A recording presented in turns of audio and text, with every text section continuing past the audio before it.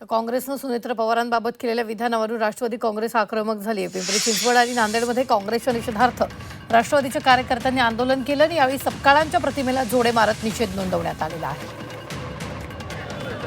दोन्ही दृश्य आपण पाहतोय। नांदेडमध्ये सपकाळांच्या प्रतिमेला जोडे मारण्यात आले। पिंपरी चिंचवडमध्ये सुद्धा राष्ट्रवादीने निदर्शनं केलेली आहेत।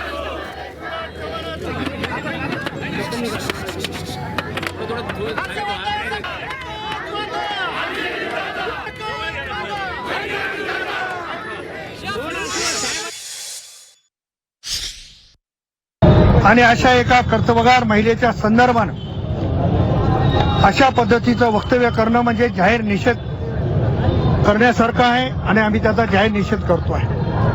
काँग्रेसच्या प्रदेशाध्यक्षांनी तात्काळ राष्ट्रवादीची आदरणीय सुनेत्रावाहिनीची आणि महाराष्ट्राची माफी मागावी, अन्यथा त्यांना आम्ही तर नांदेड जिल्ह्यात फिरू देणार नाही, पण महाराष्ट्रात राष्ट्रवादीचे पदाधिकारी कुठेही त्यांना फिरू देणार नाहीत।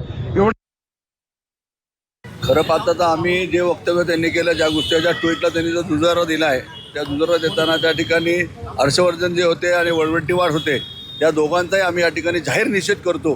कारण महाराष्ट्राची संस्कृती नाही आहे।